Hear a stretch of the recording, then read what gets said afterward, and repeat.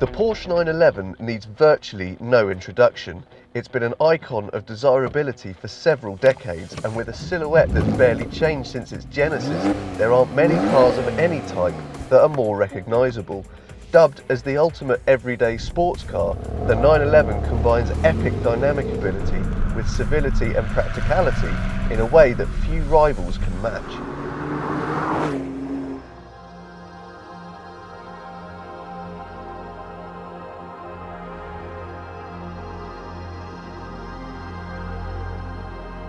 Although the basic shape of the 911 has barely changed over the years, that doesn't mean that there isn't huge variation in the way the car looks. The one we have here is your basic cooking 911, the Carrera 2, and this one has very few optional extras fitted. So this is how the car looks in its most basic form.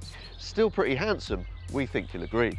However, step up through the range into the realms of the Turbo S's and GT3 RS's, and you get all sorts of extra aerodynamic trinketry, including bigger skirts, bigger spoilers, vents and fins. Whichever version of the 911 you pick though, you can still put your own personal spin on the looks of your car by raiding the options list.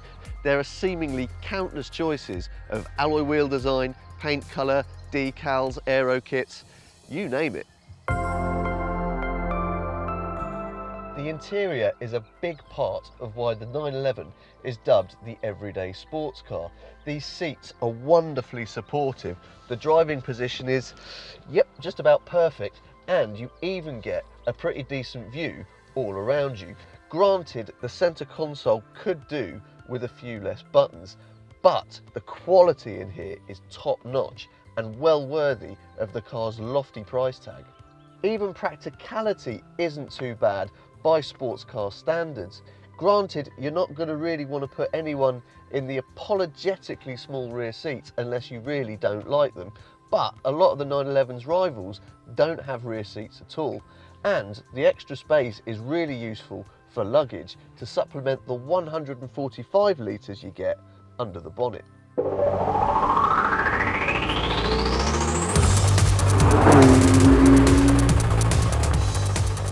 Even in this, the most basic 911, the driving experience is simply sensational. All 911s now come with Porsche's adaptive damping system as standard. And with the car set to normal mode, it gives you a ride that is surprisingly comfortable, and that complements the car's impressive refinement. If you flick your little selector switch round to one of the sportier modes, you can feel the suspension tighten up appreciably, and that helps make the handling pretty sensational. The grip levels are immense, the steering is responsive and beautifully weighted, and with a lovely balanced fluid feel as you pound from corner to corner, 911 gets you across country seriously quickly and with real excitement. That is helped in no small part by the Carrera's 3-litre twin turbocharged flat 6 petrol engine that gives you 365 brake horsepower. It endows the car with properly searing pace and a wondrous noise. And don't forget that this is the entry-level car. Make your way into more expensive 911s and things get more and more dramatic. More cash gets you more power, twin clutch gearboxes, 4-wheel drive, even 4-wheel steering, and the top-end 911s, they simply have to be experienced to be believed. Basically, your choice of which 911 to go for is going to depend pretty much on how much money you've got to spend, but to be fair, it's not really possible to pick a bad one. Just be careful not to go too mad with the options list, because the price of your car can easily spiral way out of control. The Porsche 911 has been on top of the sports car class for as long as anyone can remember, and it's still there now. It gives you the pace and thrills of a supercar, but with the refinement and civility of a GT. With this kind of breadth of ability, the 911 is very hard to beat.